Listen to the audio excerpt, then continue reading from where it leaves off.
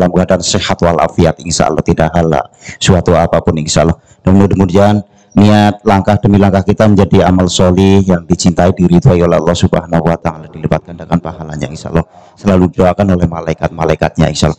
Selawat beriring salam semoga terlimpah tercurahkan pada junjungan Nabi besar kita Nabi Muhammad Shallallahu Alaihi Wasallam, pada para keluarganya, para sahabat-sahabatnya, para pengikutnya, dan mudah-mudahan jamaah tadabbur sekalian tergolong di dalam sebagai umatnya yang beristiqomah mengikuti sunnah dan ajarannya, dan mudah-mudahan kita dijadikan golongan umatnya Nabi Muhammad SAW yang akan diberi syafaat pertolongan dunia, khususnya pertolongan di hari akhirat nanti. Sallallahu alaihi wasallam wa barik alaihi.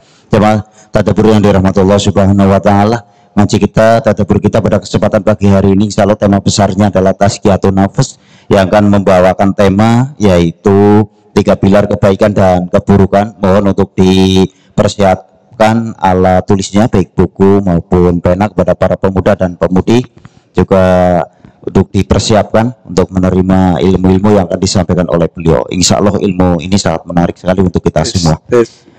Baik, kita mulai terlebih dahulu dengan ucapan al-basmalah bersama. Bismillahirrahmanirrahim. Mudah-mudahan diberi kelancaran awal sampai akhir nanti, insya Allah tidak ada hal suatu apa. Kesempatan selanjutnya kami serahkan kepada Al-Ustaz Dr. Samsul Basri ASSIMI. Fadhol Maskurah. Pelajaran pertama adalah yang akan kita uraikan hikmah di balik lafaz Allah. Karena awal ayat langsung ditegaskan dengan nama Allah. Innallaha, sesungguhnya Allah. Maka kita akan uraikan pelajaran apa di balik lafaz Allah. Kemudian pelajaran kedua adalah tentang 3 pilar kebaikan. Ya'muru bil adli wal ihsan wa ita'i dzil qurba. Maka itu adalah 3 pilar kebaikan. Yang namanya pilar artinya dasar, pondasi, landasan. Maka dengan kita memahami 3 pilar ini akan terbangun di atasnya banyak kebaikan-kebaikan. Lalu kemudian pelajaran yang ketiga adalah tentang 3 pilar keburukan. Wa yanha 'anil fahsya wal munkar wal baghi. Inilah dasarnya segala kejahatan. Inilah pondasinya kejahatan. Dan dari 3 kejahatan inilah melahirkan banyak kejahatan-kejahatan di muka bumi. Lalu kemudian pelajaran yang terakhir adalah hikmah Al-Quran diturunkan. Hikmah besar Al-Quran diturunkan oleh Allah Subhanahu wa Ta'ala. Inilah 4 pelajaran yang akan kita uraikan, yang akan kita dalami.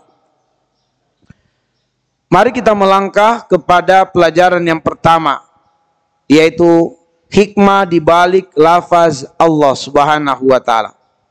Innallaha, sesungguhnya Allah. Lafaz Allah di dalam Al-Quran itu berulang sebanyak 2699 kali. Dan lafaz Allah itu merupakan Asmaul Husna yang terbanyak di dalam Al-Quran. Ya. Dan lafaz Allah ini disandarkan langsung kepada zatnya Allah. Semua Asmaul Husna disandarkan kepada Allah. Sebab itulah kemudian para mufassir mengatakan semua nama-nama Allah yang lain itu disandarkan kepada zatnya Allah Azza wa Jal. Maka kita akan mengatakan Allah Ar-Rahman, Allah Ar-Razzaq. Lalu kemudian apa makna lafaz Allah? Ya. Para ulama tafsir menyebutkan bahwa di balik lafaz Allah ada makna al-ma'bud, yang disembah. Ya, yang disembah.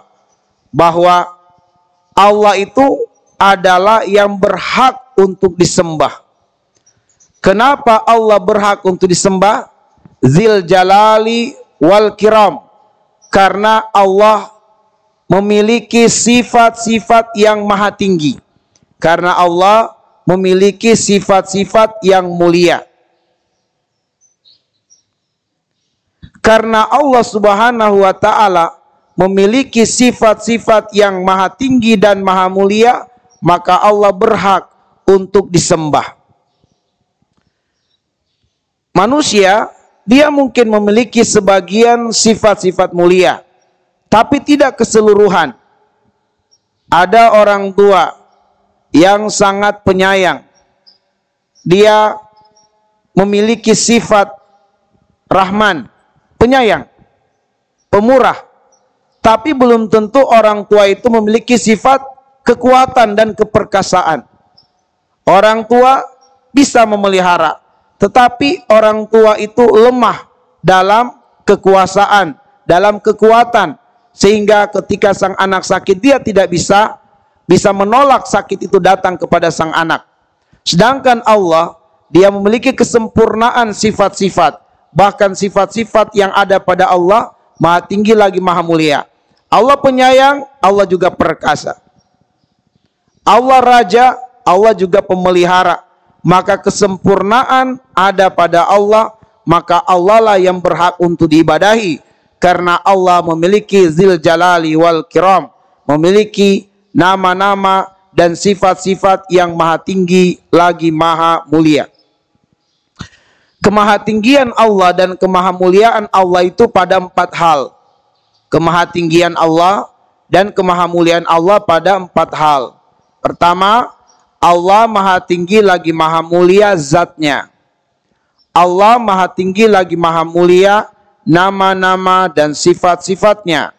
Yang ketiga, Allah maha tinggi lagi maha mulia kemampuannya.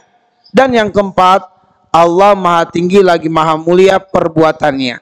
Itulah kemahatinggian dan kemahamuliaan pada Allah, yaitu pada 4 hal. Zatnya, nama-nama dan sifat-sifatnya, kemampuannya, dan juga perbuatannya.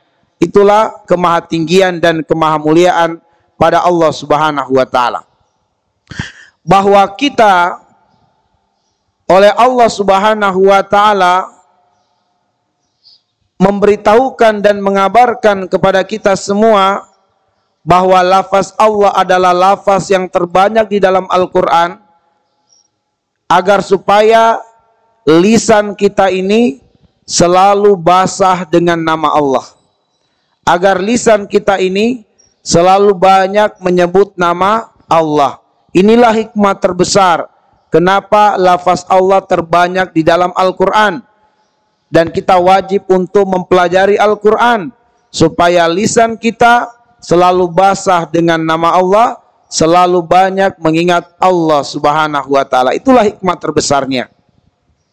Kenapa kita mesti banyak mengingat Allah? Kenapa lisan kita mesti harus selalu basah dengan nama Allah Subhanahu wa ta'ala? Sehingga Nabi mengatakan, kullu kalamin au amalin la yubda'u fihi bibismillah fahuwa ajzam fahuwa aqta. Ya, semua ucapan dan semua perbuatan kalau tidak diawali dengan nama Allah, terputus banyak kebaikan dan keberkahan. Maka kita harus banyak menyebut nama Allah dan harus banyak mengingat Allah Subhanahu wa ta'ala. Kenapa kita harus banyak mengingat Allah, menyebut nama Allah? Sebab dengan banyak mengingat Allah dan menyebut nama Allah, akan tumbuh, akan hadir di hati kecintaan kepada Allah Subhanahu wa ta'ala.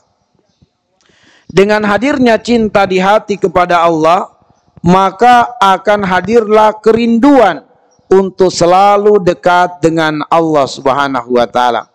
Kalau kita sudah cinta dengan Allah, rindu dengan Allah, kita akan selalu dekat dengan apapun yang Allah cintai. Maka masjid adalah baitullah, rumah Allah. Kita pun akan cinta untuk selalu memakmurkan masjid. Kenapa? Karena kita cinta Allah dan kita rindu Allah. Maka hal-hal yang berkenaan dengan Allah Subhanahu wa ta'ala, hal-hal yang disandarkan kepada Allah, menjadi kecintaan kita.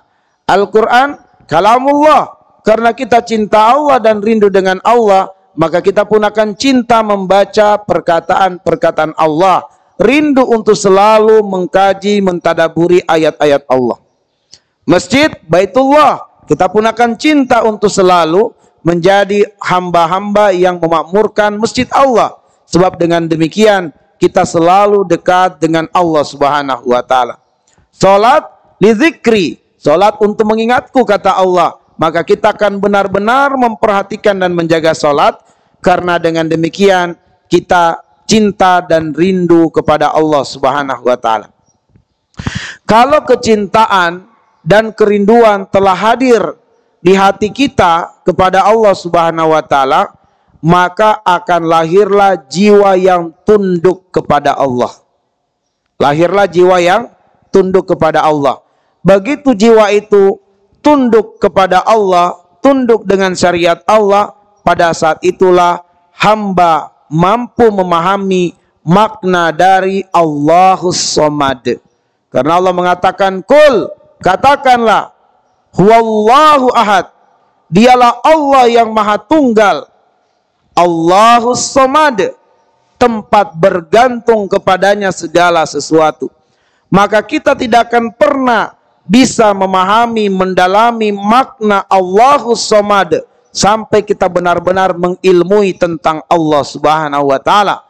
Maka Allah mengatakan, "Fa'lam annahu la ilaha illallah." Ilmuilah, kenalilah, belajarlah, tidak ada ilah yang berhak disembah melainkan Allah. Karena Allah itu adalah zat yang berhak untuk disembah karena kemahatinggian dan kemahamuliaan padanya. Maka Allahus Somad itu akan difahami oleh mereka-mereka yang tunduk dengan syariat Allah, dan mereka yang tunduk dengan syariat Allah adalah mereka yang cinta dan rindu untuk selalu dekat dengan Allah. Dan jalan menumbuhkan kecintaan dan kerinduan dekat dengan Allah adalah memperbanyak menyebut namanya. Kalau seseorang cinta harta, maka lisannya akan banyak menyebut harta. Kalau seseorang mencintai jabatan, maka lisannya akan banyak menyebut jabatan. Kalau seseorang mencintai lawan jenisnya, maka dia akan banyak menyebut nama lawan jenisnya itu. Yang kemudian mengantarkan dia cinta kepada hal-hal yang berkaitan dengan orang yang dicintainya atau sesuatu yang dicintainya. Karena dia mencintai harta, maka dia pun mencintai bisnisnya yang mendatangkan harta. Karena dia mencintai jabatan kedudukan, maka dia mencintai politiknya, partainya yang bisa mengangkatnya naik pada jabatannya. Karena dia mencintai lawan jenisnya, maka dia mencintai rumahnya, dia mencintai lorong-lorongnya, dia mencintai kendaraannya, mencintai apa yang disenangi oleh perempuan itu atau lawan jenis itu. Demikianlah sebenarnya hakikat cinta itu. Tetapi energi cinta harus diarahkan kepada Allah Subhanahu wa taala. Sehingga dengan kita mencintai Allah, kita akan mencintai rumahnya Allah. Kita akan mencintai perkataannya Allah. Kita akan mencintai bulannya Allah. Ya, bulan Muharram ini syahrullah, bulannya Allah Subhanahu wa taala. Kita akan mencintai hal-hal yang disandarkan dan dikaitkan dengan Allah Subhanahu wa taala. Baik. Kalau kemudian kita sudah tunduk dengan syariat Allah dan kita pun memahami makna Allahus Somad, pada saat itulah kita benar-benar menjadi muslim sejati. Muslim yang menjalankan apa yang dia ikrarkan kepada Allah. Jadi muslim sejati itu adalah muslim yang memenuhi janjinya atau ikrarnya kepada Allah. Ya, memenuhi janji atau ikrarnya kepada Allah, di mana janji dan ikrar kita sebagai seorang muslim diabadikan di dalam surah Al-An'am ayat 162 sampai ayat 163. Itulah ikrar kita sebagai seorang muslim, sehingga muslim sejati adalah yang menjalankan apa yang dia ikrarkan, mewujudkan apa yang dia ikrarkan. Allah katakan, "Qul," berikrarlah. "Qul," berikrarlah, berjanjilah wahai muslim. "Inna solati wa nusuki wa mahyaya wa mamati lillahi rabbil alamin la syarika lahu wa bidzalika umirtu wa ana awwalul muslimin." Sehingga apabila muslim memahami ikrar ini, apabila dia seorang muslimah, Allah perintahkan kepada muslimah, tutup auratmu, pakai jilbab, maka dia tidak akan mencari dalih dan alasan lain untuk meninggalkan syariat jilbab, sebab dia akan menjalankan ikrarnya sebagai muslim, hidupnya untuk Allah Subhanahu wa taala. Maka para pemuda tidak lagi mencari-cari alasan untuk meninggalkan meramaikan masjid, sebab Allah mengatakan, innama ya'muru masajidallah man amana billahi wal yaumil akhir, bahwa sungguh mereka yang benar-benar beriman kepada Allah, benar-benar muslim sejati, adalah mereka yang memakmurkan rumah Allah Subhanahu wa taala. Enggak mencari-cari alasan lagi. Kenapa? Karena dia hidup untuk menjalankan apa yang menjadi ikrar dia kepada Allah Subhanahu wa taala. Dia tidak akan berdusta. Kalau jadi pejabat tidak akan menjadi penjahat. Kalau dia menjadi ekonom tidak akan berakad dengan akad yang tidak syar'i, tidak akan melakukan penipuan, kecurangan, riba dan seterusnya. Baik. Apakah standar minimal seseorang dikatakan berzikir kepada Allah? Apakah standar minimal untuk seseorang tidak terkategori lalai dari berzikir kepada Allah Subhanahu wa taala? Standar minimalnya hanya 2 di dalam Al-Quran. Ini standar minimal. Untuk seseorang setiap harinya tidak terkategori lalai. Artinya, kalau 2 hal ini belum termaksimalkan, berarti masih terkategori lalai dari zikrullah. Belum banyak menyebut nama Allah, belum banyak mengingat Allah. Mesti harus banyak-banyak kajian lagi, tadabbur lagi, supaya benar-benar di hatinya cinta, rindu dengan Allah, sehingga kemudian tidak terjatuh pada kategori manusia yang lalai berzikir kepada Allah. Apa standar minimalnya? Untuk tidak dikatakan lalai dari berzikir ada 2. Yang pertama, sebagaimana di dalam surat Toha ayat 14, yaitu adalah dengan memperhatikan sholat 5 waktu dan menjaga sholat 5 waktu karena Allah dia melakukannya. Sampai-sampai dalam penekanan dan penegasan sholat 5 waktu, Allah awali dengan innani anallah. Itu Allah tegaskan demikian. Innani anallah, ketahuilah, ilmuilah, sesungguhnya aku adalah Allah. La ilaha illa ana, tidak ada Tuhan yang berhak disembah selain aku. Fa'budni, maka sembahlah aku saja. Wa aqimis sholah, tegakkanlah sholat, li dzikri, untuk mengingatku. Jadi standar pertama untuk seseorang tidak terjatuh pada kelalaian hanya dan hanya apabila dia memperhatikan sholat 5 waktu. Dia menjaga sholat 5 waktu. Yang kedua, apabila dia menjaga zikir pagi dan petang. Karena firman Allah di dalam surat Al-Ahzab ayat 41-42 dan juga di dalam surat Al-Insan ayat yang ke-25. Di surat Al-Ahzab ayat 41 ayat 42 Allah mengatakan, ya ayyuhalladzina amanu uzkurullaha zikran katsira, wahai orang-orang yang beriman, sebutlah nama Allah, ingatlah Allah sebanyak-banyaknya. Wasabbihuhu bukratan wa asila, standar minimalnya adalah dengan engkau bertasbih, mensucikannya, memuliakannya di waktu pagi dan di waktu petang.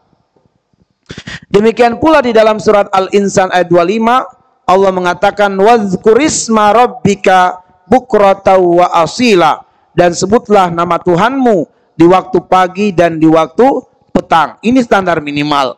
Ya, standar minimal. Waktu untuk zikir pagi itu luas. Mulai dari tengah malam sampai jam 12 siang atau sampai masuk waktu zuhur. Itu waktu zikir pagi. Tetapi waktu terbaik zikir pagi itu adalah ba'da sholat subuh sampai waktu isyraq. Itu waktu terbaik.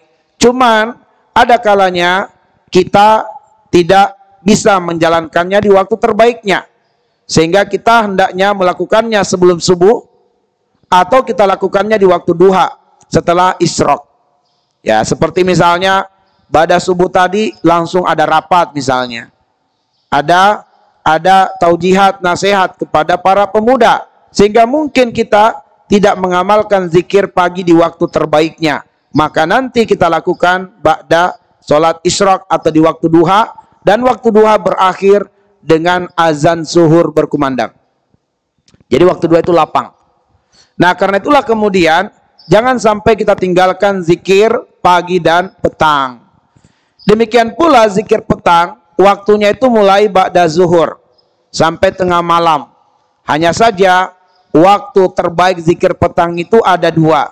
Pertama antara asar dan maghrib, dan antara maghrib dan isya. Itulah waktu terbaik untuk zikir petang.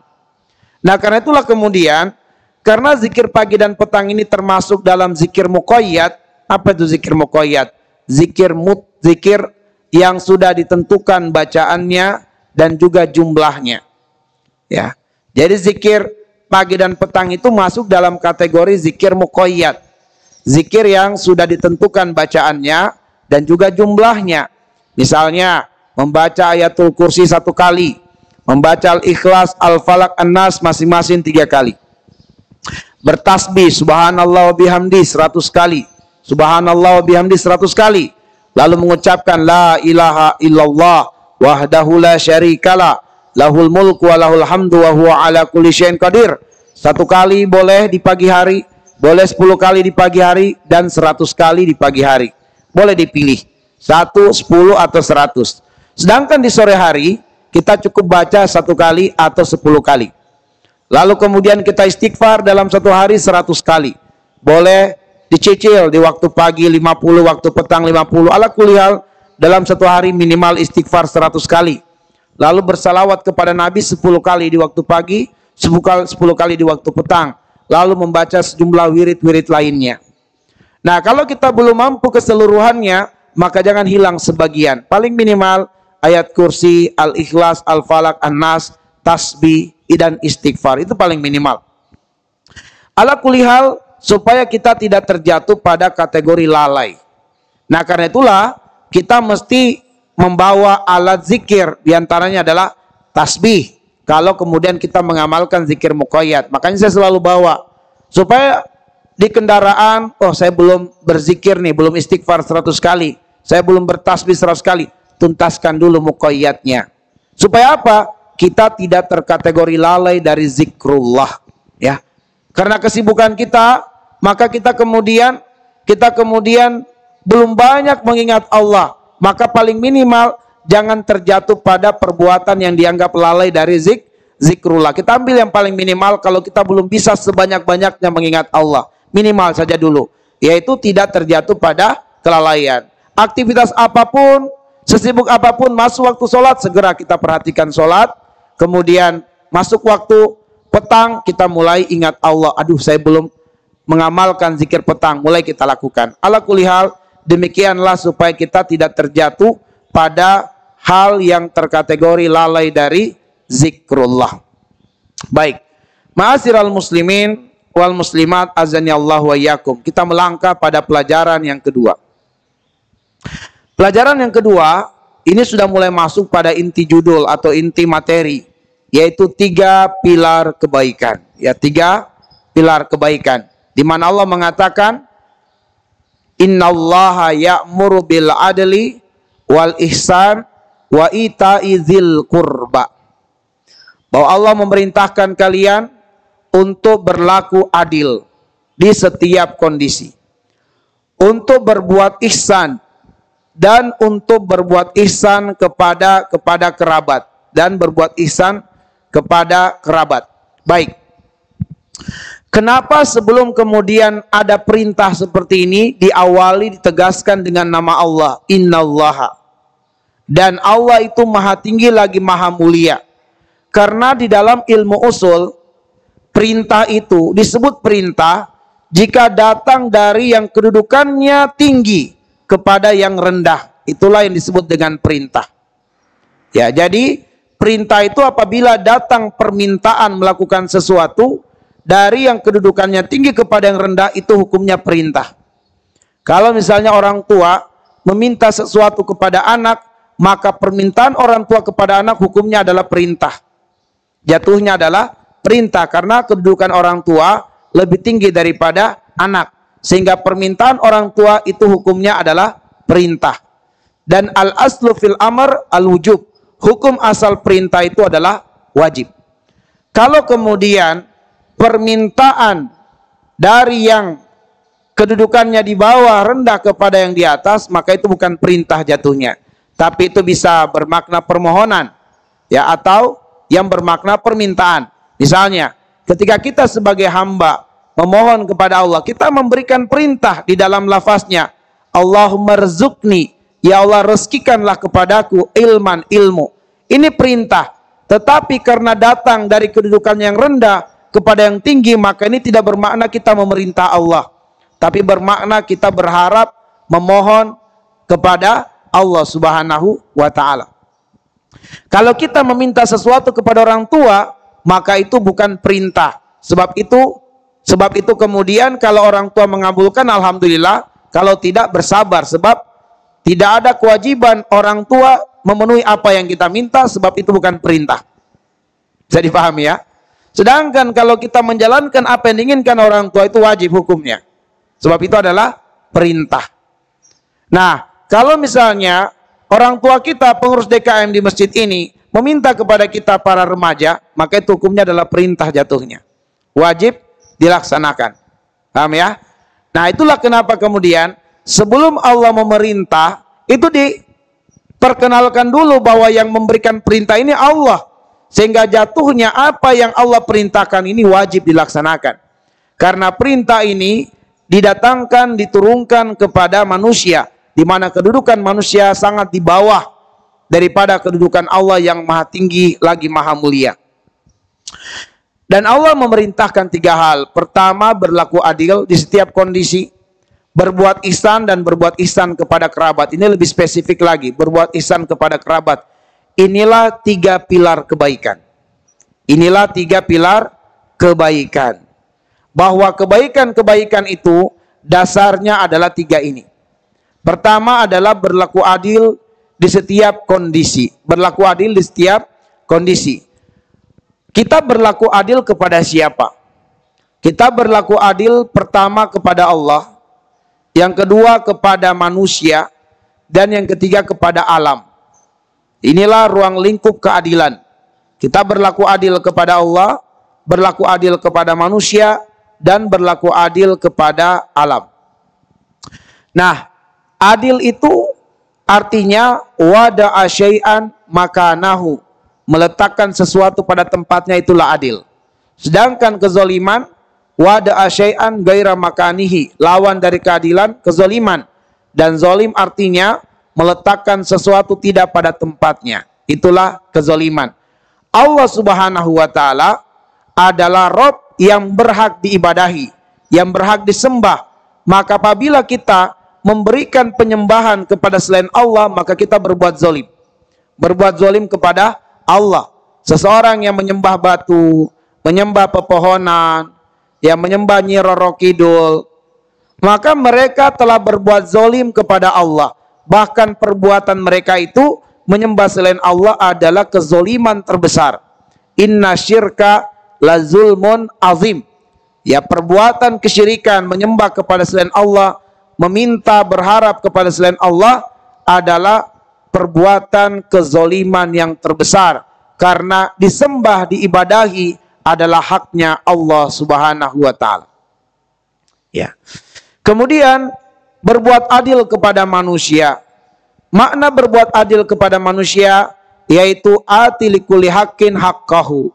Berikan kepada manusia apa yang menjadi haknya. Ya, berikan kepada manusia apa yang menjadi haknya. Ketika haknya tidak diberikan, terjadilah kezoliman. Maka di sini kita wajib berilmu, wajib belajar untuk mengetahui hak-hak manusia pada diri kita. Apa hak orang tua ketika kita sebagai anak? Apa hak istri ketika kita sebagai suami? Apa hak suami ketika kita sebagai istri? Apa hak anak ketika kita sebagai orang tua? Apa hak pemerintah ketika kita sebagai rakyat? Apa haknya rakyat ketika kita sebagai pemerintah? Maka apabila kita mengilmui tentang ati likulli haqqin haqqahu, maka kita berlaku adil kepada manusia. Apa haknya konsumen ketika kita sebagai penjual, sebagai produsen? Apa haknya? Apa haknya penjual kalau kita sebagai konsumen? Apa haknya? Maka di sini apabila hak ditegakkan, apabila keadilan ditegakkan, tidak akan terjadi kezaliman di antara manusia. Maka penting kita mengetahui apa yang dimaksud dengan hak orang lain pada diri kita. Maka ma'asyiral muslimin, azani Allah wa iyyakum, juga disebutkan oleh Nabi, ada 5 hal yang menjadi hak seorang muslim terhadap muslim lainnya. Nah, ini hak seorang muslim terhadap muslim yang lainnya. Di antaranya kalau kita bertemu saling mengucapkan salam. Itu haknya saudara muslim. Kalau kita berpapasan, hak saudara muslim kalau kita bertemu adalah mengucapkan salam, yaitu saling mendoakan. Kalau dia sakit, kita besuk, itu haknya. Kalau dia meninggal, kita melayat, itu haknya dia sebagai muslim. Kalau kita diundang, kita wajib datang, memenuhi undangannya. Itu adalah hak muslim. Maka hendaklah kemudian kita menegakkan keadilan kepada manusia, maka akan terciptalah kemakmuran, terciptalah kesejahteraan. Demikian pula kita berbuat adil kepada alam, ya. Kalau ruang lingkup alam itu ada albiah, lingkungan, ada al-hayawanat, binatang-binatang, dan ada an-nabatat, tumbuh-tumbuhan. Maka kita berlaku adil kepada alam, berarti kita memperhatikan lingkungan kita. Jangan cuma sekedar menikmati, memanfaatkan fasilitas lingkungan, tapi tidak melestarikan lingkungan tersebut. Ini salah. Haknya lingkungan dijaga, diperhatikan. Demikian pula binatang-binatang. Haknya misalnya kata Nabi, kalau binatang sembelihan itu disembelih, haknya itu dimakan. Maka tidak boleh ada sembelihan untuk pengorbanan kepada selain Allah, sebab itu menjadi haram dimakan. Ya. Maka haknya binatang kalau disembelih dimakan. Inilah yang membuat kita mengingkari pengobatan atau penyembuhan dengan memindahkan penyakit ke tubuh binatang. Dipindahkan penyakit ke kambing, dipindahkan penyakit ke ayam. Setelah itu, ayam dan kambing disembelih untuk diperlihatkan bahwa lihat nih, penyakit sudah dipindahkan. Tapi akibatnya apa? Ayam dan kambingnya tidak dimakan. Maka ini adalah persembahan kepada syaitan. Maka kita berhati-hati. Ini berbuat keadilan kepada binatang, berbuat keadilan kepada tumbuh-tumbuhan. Tidak dipetik tumbuhan itu kecuali untuk diambil manfaat darinya, kecuali untuk dirapikan, ya, dan kecuali untuk kemudian selain diambil manfaat, dan juga untuk kebersihan, dan juga untuk merapikannya. Maka jika tidak demikian, maka dianggap kita tidak memberikan haknya kepada tumbuhan, sebab haknya tumbuhan itu adalah mereka menyebut nama Allah. Maka jangan kita memutuskan tasbih dari tumbuh-tumbuhan itu. Kalau kita memetiknya, maka harus ada haknya. Haknya adalah Anda ingin mengambil manfaat darinya, atau Anda ingin merapikannya, ingin membaguskannya. Baik. Kemudian berbuat ihsan. Nah, berbuat ihsan ini artinya adalah melakukan kebaikan dengan cara yang terbaik.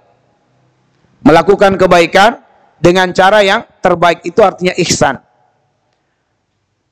Berbuat ihsan ini ruang lingkupnya sama dengan keadilan. Berbuat ihsan kepada Allah, berbuat ihsan kepada manusia, berbuat ihsan kepada alam. Jadi kalau kita berbuat ihsan kepada Allah, maka berbuatlah ketaatan kepada Allah dengan cara yang paling terbaik. Kalau kita sholat, sholatlah yang paling terbaik. Kalau kita puasa, puasalah yang paling terbaik. Kalau kita berzakat, berzakatlah yang paling terbaik. Itu artinya berbuat ihsan dengan cara yang terbaik. Berbuat kebaikan dengan cara yang paling terbaik, itulah ihsan. Jadi bukan sekedar sholat, tapi dengan yang sebenar-benarnya sholat. Kalau kemudian kita menuntut ilmu, maka sungguh-sungguhlah dalam menuntut ilmu, sebab itu berbuat ihsan. Nah, kalau kemudian kita berbuat ihsan kepada manusia, tolong manusia itu dengan sempurna. Jangan setengah-setengah tolong manusia. Bantu sampai setuntas-tuntasnya. Bantu sampai kemudian kita sudah tidak bisa lagi membantunya dengan kadar kemampuan yang Allah titipkan pada kita. Kalau kita hanya bisa membantu manusia dengan ide, berikanlah ide yang terbaik. Kalau kita bisa membantu dengan harta, berikanlah harta paling terbaik. Kalau kita bisa membantu dengan fisik, bantulah dengan fisik yang maksimal, yang terbaik. Ya, maka disinilah kemudian kita disuruh untuk berbuat ihsan itu dengan cara yang terbaik. Lalu kemudian kita berbuat ihsan kepada alam. Jangan sekedar kita pakai kendaraan kita, tapi kita tidak memperhatikan perawatan kendaraan kita.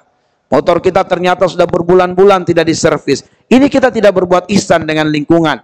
Tidak berbuat ihsan dengan rezeki berupa kendaraan yang Allah berikan kepada kita.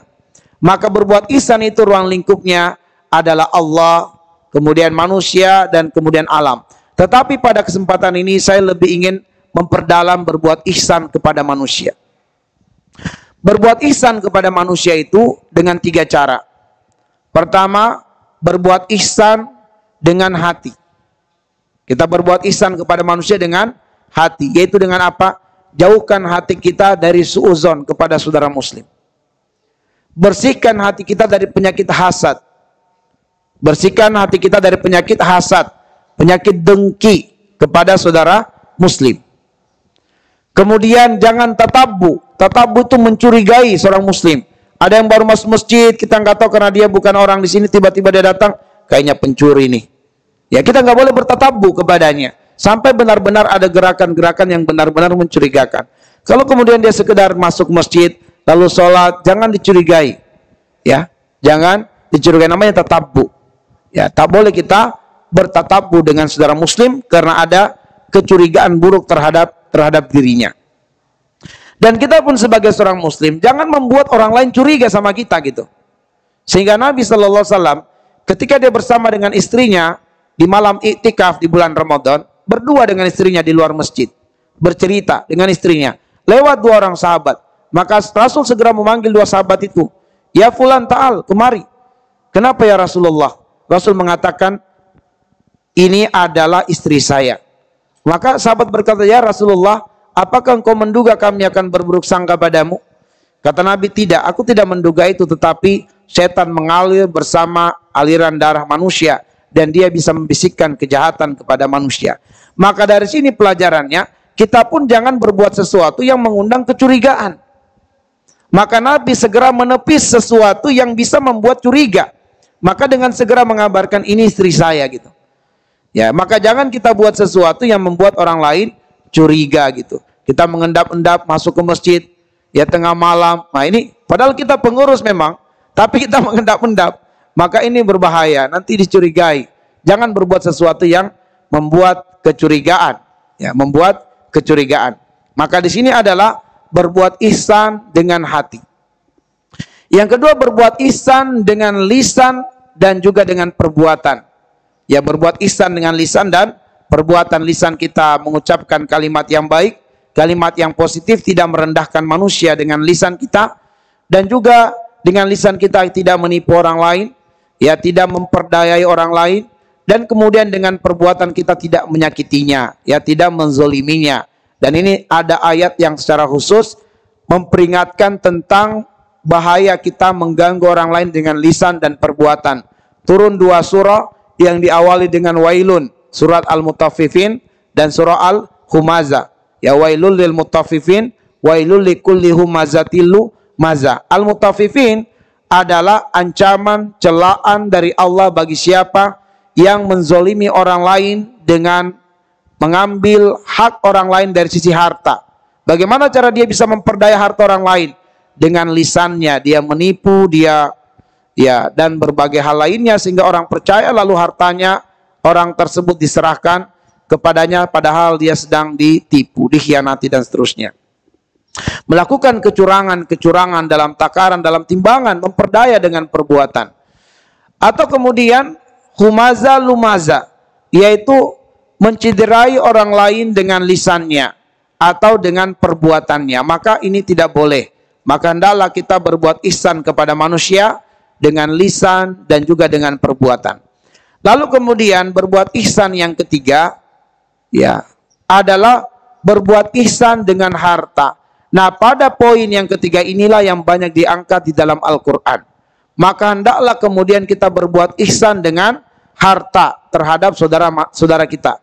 Maka kemudian Allah mengangkat di dalam surat Al-Baqarah ayat yang ke-177 bahwa kalau kita berbuat ihsan dengan harta, maka berikan harta yang paling terbaik, harta yang paling kita cintai. Allah katakan, wa atal mala ala hubbihi zawil qurba wal yatama, dan seterusnya. Dan ketika mereka orang-orang yang bertakwa itu mempersembahkan harta untuk kerabat mereka, untuk yatim, untuk duafa dan seterusnya, maka Allah mengatakan wa atal mala ala hubbihi. Mereka mempersembahkan harta yang paling terbaik. Jadi berbuat ihsan dengan harta, dengan membantu saudara muslim kita, menolong mereka dengan kekuatan harta, beri yang paling terbaik dari sisi harta. Allah juga mengatakan, lan tanalul birra hatta tunfiqu mimma tuhibbun. Kamu tidak akan sampai pada kebajikan yang sempurna sampai benar-benar engkau memberikan infak dari harta yang paling kamu cintai. Oke, baik. Itulah 3 cara berbuat ihsan kepada manusia, dengan hati, dengan lisan dan perbuatan, dan juga dengan harta. Dan dengan hartalah banyak diangkat di dalam Al-Quran. Kenapa? Karena para ulama tafsir mengatakan, kalau kita sudah berbuat ihsan dengan harta, itu secara otomatis pula telah berbuat ihsan dengan lisan dan perbuatan. Secara otomatis pula kita sedang berbuat ihsan dengan hati. Ya, sebab kalau kita ada kesal dengan orang, kita nggak bakal mau membantunya. Ya, kita nggak mau lagi menolongnya karena dia telah mengecewakan kita misalnya. Kita akhirnya tidak lagi berbuat ihsan dengan harta kita kepadanya. Baik, selanjutnya adalah 3 pilar berikutnya. Pilar yang ketiga, berbuat ihsan kepada kerabat. Nah, ihsan tadi sudah kita jelaskan, berbuat kebaikan dengan cara yang paling terbaik, dengan hati, dengan lisan, dan dengan perbuatan, dan juga dengan harta kepada manusia. Lalu kemudian pada pilar kebaikan yang ketiga ini lebih spesifik, berbuat ihsan kepada kerabat. Bahwa dari sekian banyak manusia yang kita diwajibkan Allah berbuat ihsan kepadanya, hendaknya kita prioritaskan perbuatan ihsan kita itu kepada kerabat kita. Maksudnya, kalau harta kita belum banyak, ya harta kita masih terbatas, maka lebih utama untuk kita berbuat ihsan kepada kerabat kita daripada kita berbuat ihsan kepada orang lain. Kalau ada kerabat kita yang susah, maka lebih utama kita tolong dan kita bantu daripada kita menolong dan membantu orang lain. Kecuali kalau kita banyak harta dan bisa dibagi bukan hanya kepada kerabat, juga kepada orang lain, maka ini adalah zalika fadlullah yutihi man yasha. Itu adalah kemurahan Allah yang Allah berikan kepada siapa di antara hamba-hambanya yang hidupnya banyak memberi manfaat. Bukan hanya kerabatnya saja, tapi juga orang lain didahulukannya. Baik, maka dalam kaitannya dengan berbuat ihsan kepada kerabat kita, ya, maka Allah Subhanahu wa taala menyuruh kita paling prioritas pertama adalah orang tua. Peruntukkanlah dulu harta kita itu, perbuatan baik kita itu, baik lisan dan perbuatan dan juga hati serta harta, kepada orang tua. Ini dulu yang pertama, ya, kepada orang tua dulu. Setelah orang tua, ya setelah orang tua barulah kemudian kepada kerabat yang lebih dekat lagi, istri, anak-anak, saudara. Baru setelah itu kita dahulukan lagi yatim. Maka yatim, apabila yatim ini adalah ponakan kita, maka lebih kita dahulukan daripada yatim dari orang lain. Ya, kecuali kalau tidak ada yatim dari kalangan keluarga kita, barulah kita mencari yatim dari yang terdekat dulu, tetangga di sekitar masjid. Jangan langsung cari di kampung seberang, sementara di kampung sendiri ada yatim yang perlu juga dibantu. Maka dari yang terdekat, yang paling terdekat hubungannya dengan kita, itu lebih layak, lebih pantas untuk kita tolong. Setelah yatim, barulah orang-orang miskin. Setelah yatim, barulah orang-orang miskin. Setelah orang-orang miskin, barulah orang-orang yang tertimpa bencana alam atau yang kehilangan harta. Disebut juga Ibnu Sabil, yaitu orang-orang yang kehilangan harta, ya apakah karena bencana alam, karena kebakaran, atau karena dirampok, kehilangan harta, itu kita bantu. Jadi itulah urutannya, pertama kepada orang tua dulu, baru kepada kerabat terdekat, baru kemudian kepada yatim, baru kepada orang miskin, barulah kepada Ibnu Sabil, orang-orang yang terdampak ya karena suatu bencana, musibah atau perampokan dan seterusnya. Maka sekali lagi bahwa hendaklah berbuat ihsan kepada kerabat ini lebih diprioritaskan, dan Allah menjadikan dia sebagai salah satu pilarnya kebaikan. Ya, salah satu pilarnya kebaikan. Sehingga apabila kemudian berbuat ihsan kepada kerabat tidak dilakukan, rentang terjadi permusuhan secara internal. Maka Allah mengatakan di dalam surah At-Taghabun ayat yang ke-14, ya ayyuhalladzina amanu inna min azwajikum wa auladikum aduwwal lakum fahzaruhum. Ya, bahwa di antara istrimu atau pasanganmu atau di antara anak-anakmu ada yang berpeluang besar menjadi musuh. Fahzaruhum, maka waspadalah. Yang dimaksud waspadalah ini, jangan sampai melakukan sesuatu yang bisa menumbuhkan kebencian, permusuhan, hasad di hati kerabat-kerabat kita, keluarga kita. Karena kita selalu posting status, memberi bantuan di kota A, di kota B, daerah A, daerah C. Sementara ada kerabat kita yang susah, dia mengatakan orang lain diperhatikan, keluarga sendiri diabaikan, muncul permusuhan. Baik. Kita melangkah kepada berikutnya, 3 pilar keburukan. Ya, 3 pilar keburukan yaitu berbuat al-fahsya, berbuat kemungkaran, dan menciptakan permusuhan. Ini sebenarnya maknanya sama. Bahwa berbuat al-fahsya, berbuat kemungkaran, dan menciptakan permusuhan, semua ini terkategori perbuatan dosa dan maksiat. Ya, jadi maknanya sama, dosa dan maksiat. Sehingga apabila kemudian al-fahsya disebutkan tersendiri dalam satu ayat, ya, misalnya di dalam surat Al-Baqarah 268, tersendiri disebutkan di situ al-fahsya, bahwa setan itu menginginkan atau menakut-nakuti kalian dengan kefakiran supaya kalian berbuat al-fahsya. Maka makna al-fahsya itu adalah kemungkaran. Makna al-fahsya itu juga adalah al-bagyu, permusuhan. Demikian pula apabila Allah menyebutkan secara tersendiri al-mungkar, maka kemungkaran itu bermakna adalah al-fahsya juga, al-bagyu juga. Maka sehingga al-fahsya wal mungkar wal bagyu maknanya sama apabila kemudian disebutkan secara terpisah. Tapi ketika disebutkan secara bersamaan sebagaimana di dalam ayat ini, wa yanha 'anil fahsya wal mungkar wal bagyu, maka ada pendalaman makna di masing-masing poin tersebut. Al-fahsya itu adalah perbuatan dosa dan maksiat kepada Allah dan kepada manusia. Itu al-fahsya. Dan tentu ini adalah tingkat kejahatan yang paling buruk. Karena dia berbuat kejahatan kepada Allah dan juga kepada manusia. Perbuatan yang sangat keji, perbuatan yang sangat buruk, itu disebut al-fahsya. Perbuatan yang zolim kepada haknya Allah dan juga zolim kepada haknya manusia, itulah al-fahsya. Contoh adalah berbuat riba. Berbuat riba adalah kezoliman kepada Allah dan juga kezoliman kepada manusia.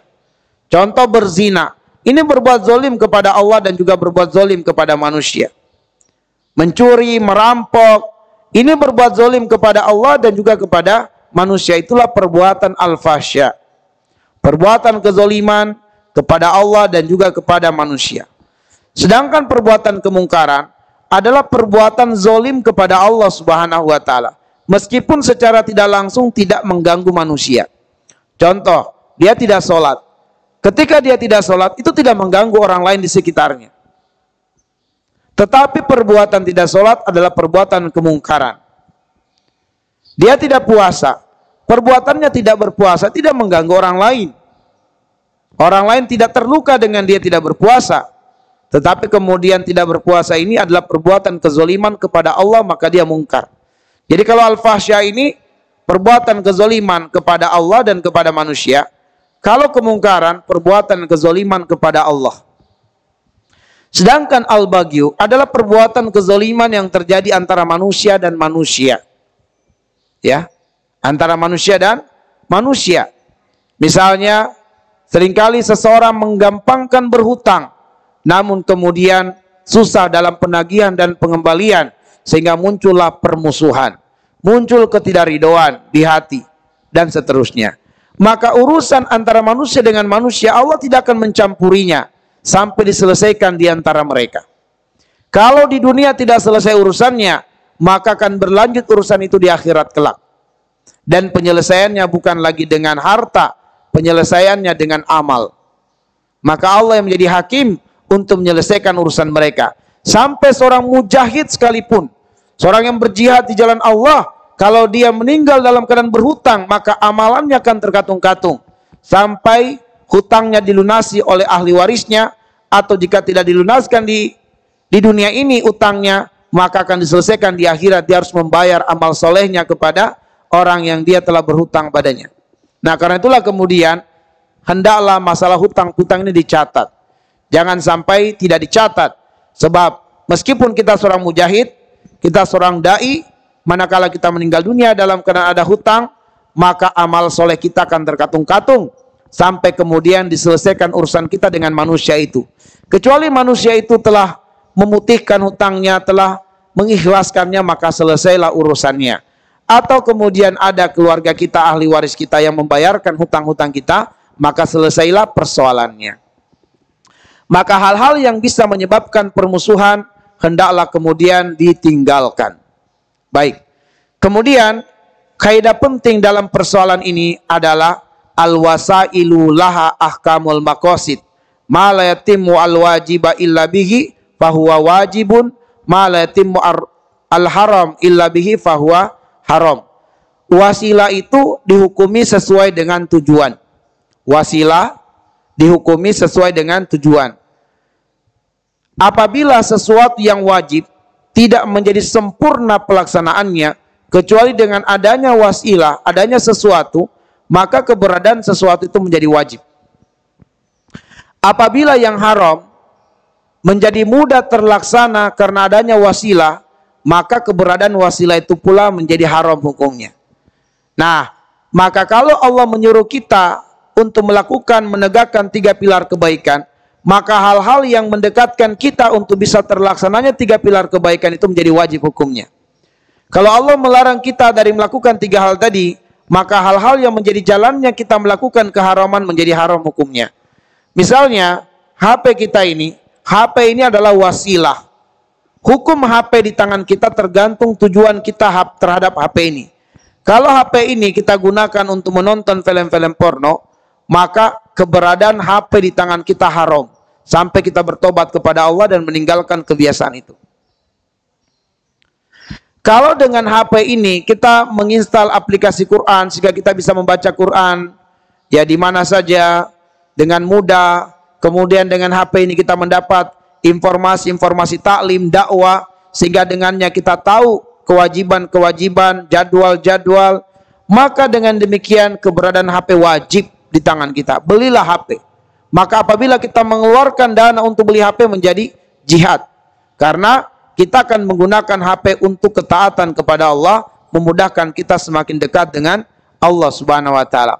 Kalau HP ini kita gunakan untuk melakukan yang sia-sia, banyak main game saja, sia-sia hukumnya, bahkan sampai meninggalkan sholat karena main game, maka keberadaan HP di tangan kita ini sia-sia, bahkan menjadi haram ketika kemudian dengan game itu membuat kita meninggalkan sholat 5 waktu.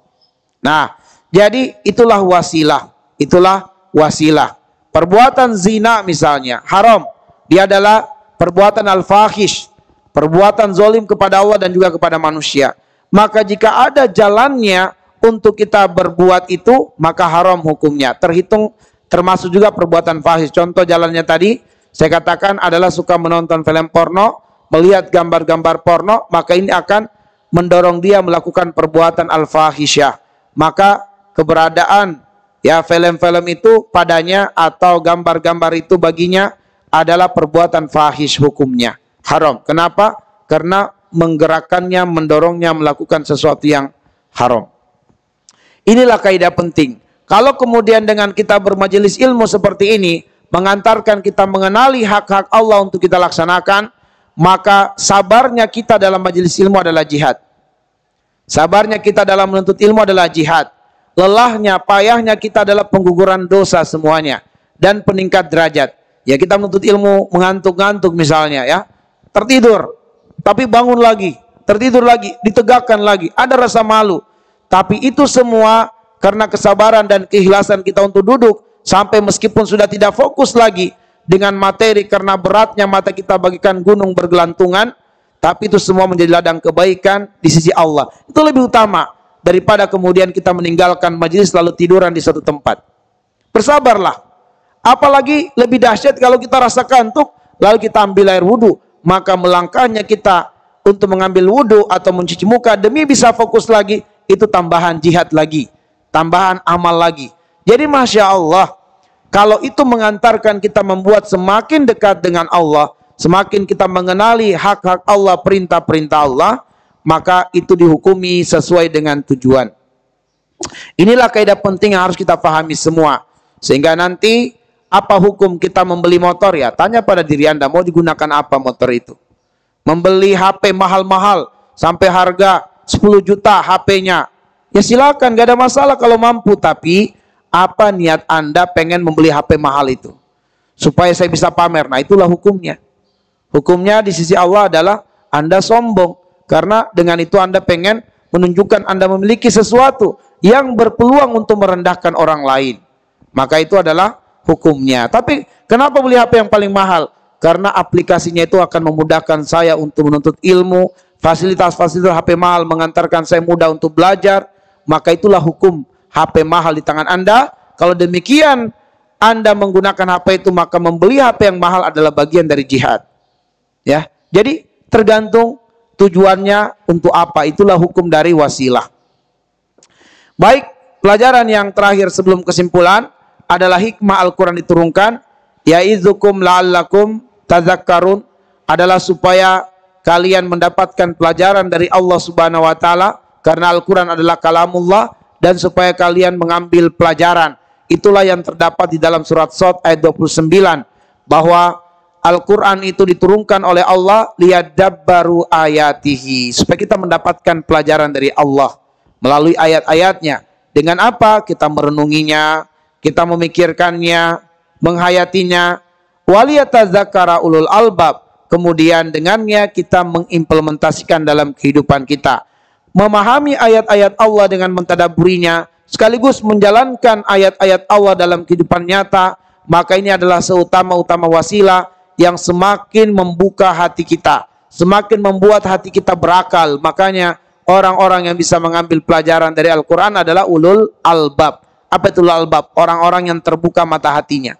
Nah, andaikan para pemuda-pemuda ini terbuka mata hatinya, kata Khalifah Utsman bin Affan radhiyallahu an, lau tahurat qulubu bani Adam ma syabi'at min kalami rabbih. Kalau hati anak-anak Adam itu bersih, terbuka, suci, fitrah, maka dia tidak akan pernah merasa jenuh dan bosan dari ayat-ayat Allah Subhanahu wa taala. Baik, maka hati yang lapang untuk Al-Quran adalah hati ulul albab. Ya, ulu itu adalah bentuk jamak, artinya para pemilik. Sedangkan albab itu bentuk jamak dari lubun, mata hati. Sehingga ulul albab adalah orang yang mata hatinya terbuka. Ya, orang yang mata hatinya terbuka, tidak terkunci. Maka Allah mengatakan, afala yatadabbarun al-Quran am ala qulubin aqfaluha. Tidakkah dia mentadaburi Al-Quran ataukah hatinya terkunci? Jadi kalau hati terkunci nggak bakal bertahan, gak bakal kuat, gak bakal bisa untuk merenungi, menghayati, dan bertadabbur dengan ayat-ayat Allah Subhanahu wa taala.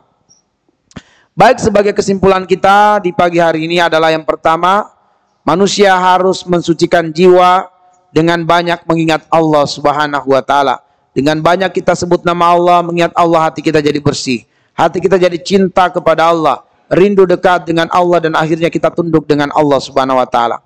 Hati yang suci akan memilih jalan yang ditunjukkan oleh Al-Quran. Ya, karena Allah mengatakan qad aflaha man zakkaha wa qad khaba man dassaha, bahwa siapa yang memilih jalan ketakwaan, jalan yang ditunjukkan oleh Al-Quran, maka jalan itulah yang akan mensucikan jiwanya. Dan sebaliknya, memilih jalan selain jalan yang ditunjukkan Al-Quran, jalan itu adalah jalan yang akan mengotori jiwanya. Menuntut ilmu adalah jalan yang akan mensucikan jiwa. Berkumpul dengan orang-orang soleh adalah jalan yang akan mensucikan jiwa.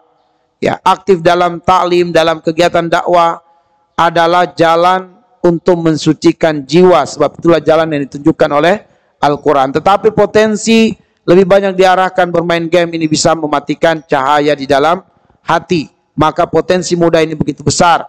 Dan orang-orang kafir menginginkan potensi kita ini dijauhkan dari Al-Quran dan didekatkan dengan hal-hal yang lalai dan melalaikan. Kalau kita tidak segera melihat bahwa ada potensi yang besar yang harus didekatkan kepada Allah, kita akan menjadi orang-orang yang kelak menjadi menyesal di hari dewasanya nanti. Lalu kemudian dalam kebaikan ada pilar yang harus ditegakkan dan ada keburukan yang harus dihancurkan. Maka kebaikan yang harus ditegakkan dan keburukan yang harus dihancurkan ini adalah makna lain dari takwa itu sendiri. Bahwa sebenarnya inti hidup kita ini adalah bertakwa kepada Allah. Sebab dalam takwa ada perintah yang dilaksanakan, ada larangan yang harus ditinggalkan. Dan itulah jalannya Al-Quran. Jalan yang akan melahirkan pribadi takwa. Dan jalan ketakwaan adalah jalan yang akan mensucikan jiwa. Maka kalau kita menegakkan apa yang Allah perintahkan, meninggalkan apa yang dilarang oleh Allah, itu semua mensucikan jiwa. Sebaliknya, melalaikan apa yang Allah perintahkan, melakukan apa yang diharamkan, itu semua mengotori jiwa, merusak jiwa. Allahu a'lam bissawab. Demikianlah yang bisa kita sajikan, sampaikan di pagi hari ini. Lebih dan kurangnya mohon dimaafkan. Nas'alullah ayyaj'alana minal ladzina yastami'unal qawla wa yattabi'una ahsana. Selanjutnya kami kembalikan kepada Ustaz kita, Ustaz Khalik, falyatafaddal maskura ma'jura. Baik, alhamdulillahirrahmanirrahim. Terima kasih atas segala ilmu yang telah diberikan kepada kita, pada Ustaz Dr. Syamsul Basri. Mudah-mudahan menjadikan ilmu yang bermanfaat untuk kita pada umumnya adalah untuk pemuda Masjid Al-Amanah, insyaallah, pemuda-pemudi. Baik, jamaah sekalian, sesi selanjutnya ada pertanyaan? Bukan, di Kutab ngisi kajian jam 9 pas. Ya. Baik. Tapi harus ke sana ya sekitar 15 menit sebelum jam 9. Sudah di sana. Baik, ya. Baik. Satu pertanyaan. Oke, baik. Bismillahirrahmanirrahim. Assalamualaikum warahmatullahi wabarakatuh. Waalaikumsalam warahmatullahi wabarakatuh. Alhamdulillah kita sudah mendapatkan ilmu dari Ustadz Dr. Syamsul Basri. Ada sedikit yang bisa kita diskusikan atau kita tanyakan mengenai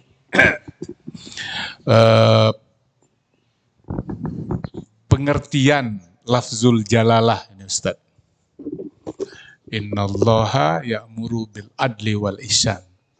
Lafzul jalalahnya ini adalah Allah. Nah, ada beberapa puluh tahun yang lalu seorang cendekiawan muslim itu memberi penjelasan atau pengertian tentang lafzul jalalah Allah ini. Kalau tadi kita tahu bahwasannya memang mempunyai asma wa sifat. Ya, dalam Al-Qur'an juga disebutkan. Kemudian juga kembali lagi dari pandangan yang kebetulan cendekiawan muslim ini dia lama di Amerika dan dia dikenal dan sekarang sudah almarhum. Dia menyatakan bahwa lafzul Allah ini min kalimat ilah. Jadi ilahun, ilahun, ilahun, ilahun, ilahun, jadi Allah.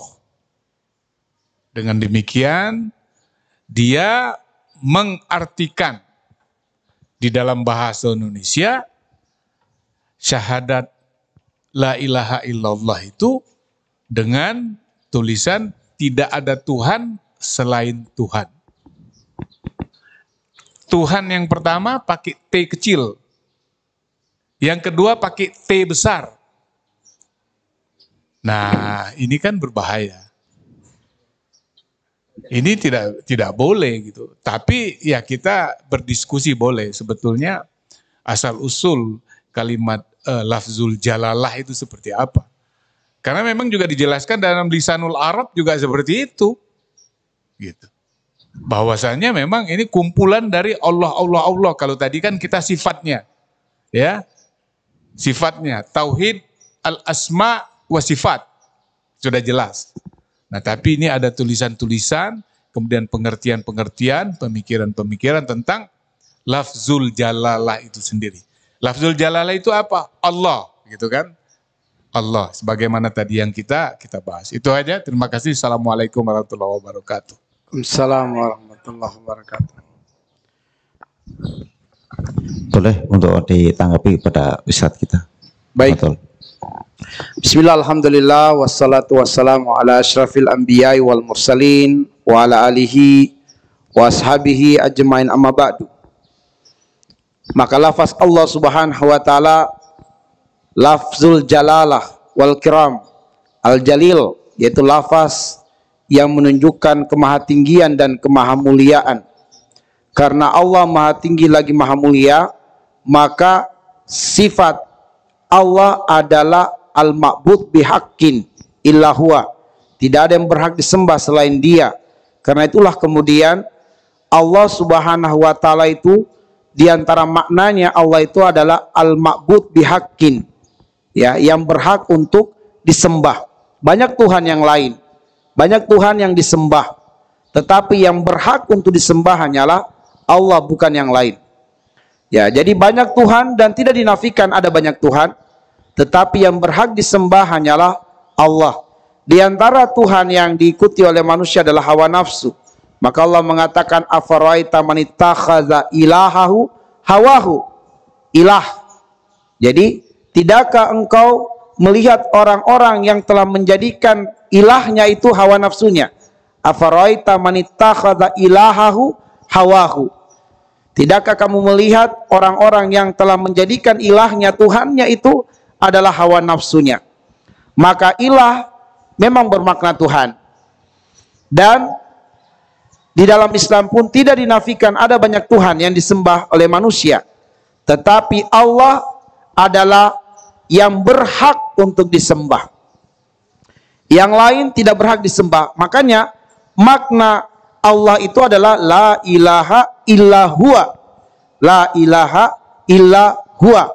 Di antara dalilnya adalah fa'lam annahu la ilaha illallah. Ilmu ilah. Tidak ada ilah yang berhak disembah melainkan Allah. Atau di dalam surat Toha tadi itu di dalam surat Muhammad ayat 19.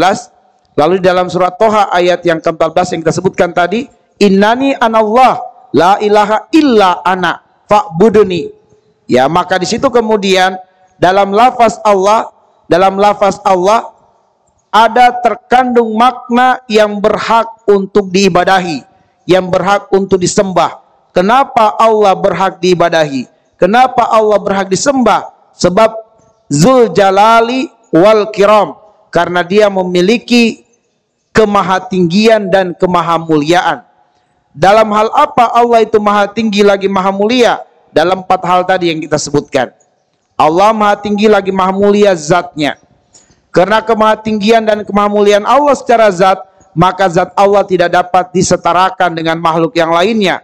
Maka Allah menegaskan dalam surat Al-Ikhlas, Qul huwallahu ahad, Allahus samad, lam yalid walam yulad, walam yakul lahu kufuwan ahad. Nah, Allah subhanahu wa ta'ala maha tinggi lagi maha mulia zatnya. Lalu kemudian nama dan juga sifat-sifatnya maha tinggi lagi maha mulia. Ada seseorang namanya mulia dan juga sifatnya mulia, tapi maha tinggi lagi maha mulia hanya pada Allah subhanahu wa ta'ala, nama dan juga sifatnya. Lalu kemudian kemampuan Allah subhanahu wa ta'ala, Allah maha tinggi maha mulia kemampuannya. Manusia banyak yang punya kemampuan, tetapi kemahatinggian dan kemahamampuan hanya pada Allah subhanahu wa ta'ala. Innallaha ala kulli syai'in qadir. Terhadap segala sesuatu Allah maha mampu. Dan kemudian Allah subhanahu wa ta'ala maha tinggi lagi maha mulia perbuatan. Sebab perbuatan Allah dibangun berdasarkan ilmu dan juga hikmah. Perbuatan manusia selalu ada kekurangan-kekurangannya. Karena itulah kemudian Allah menegaskan di dalam surat An-Nisa ayat 82 terkait dengan Al-Quran sebagai kalamullah yang disandarkan kepada Allah. Allah mengatakan, afala yatadabbaruna al-Quran walau kana min indi ghairillah lawajadu fihi ikhtilafan katsira. Bahwa tidakkah mereka memperhatikan Al-Quran, memikirkan Al-Quran, andaikan Al-Quran tidak datang dari Allah, pasti akan ditemukan ada cacat pada Al-Quran. Pasti ditemukan ada kekurangan pada Al-Quran. Karena Al-Quran disandarkan kepada Allah bukan pada makhluk, maka Al-Quran ini di dalamnya kesempurnaan. Tapi semua yang disandarkan pada makhluk pasti ada kekurangannya, pasti ada cacatnya. Sebab Allah mengatakan, laqad khalaqnal insana fi kabad, bahwa Allah mentakdirkan zatnya manusia lemah. Karena zatnya manusia lemah menjadikan manusia selalu akan menemukan kepayahan, kesulitan, kecacatan, dan berbagai hal-hal lainnya yang tidak sampai pada derajat kesempurnaan. Sebab itulah kemudian manusia untuk sempurna, untuk mulia, untuk kuat, dia harus bersandar kepada yang maha sempurna. Maka ketika dia menyandarkan diri kepada yang maha sempurna, itulah arti dari Allah, yaitu yang berhak diibadahi, yang berhak untuk disembah. Betul dari kata ilah, tetapi yang berhak untuk diibadahi dan disembah hanyalah Allah Subhanahu wa taala. Allahu a'lam bis-shawab.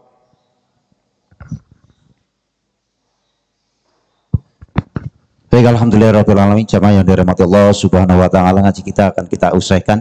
Tapi sebelumnya kita ucapkan kepada Ustadz kita Dr. Samsul Basri atas segala ilmu yang telah diberikan kepada kita. Kita ucapkan dengan jazakumullah ahsan jazaa khairan katsira, ribuan terima kasih. Mudah-mudahan menjadikan ilmu yang bermanfaat untuk kita semua. Pada para jamaah sekalian, kami juga ucapkan banyak terima kasih juga atas kehadiran dan niatnya. Mudah-mudahan menjadi amal soleh yang diridhoi Allah Subhanahu wa taala. Amin. Ya Rabbal, kita tutup dengan ucapan hamdalah dan doa kafaratul majelis bersama alhamdulillahirabbil alamin. Subhanakallahumma wa bihamdika asyhadu an la ilaha illa anta astaghfiruka wa atubu ilaik. Assalamualaikum warahmatullahi wabarakatuh.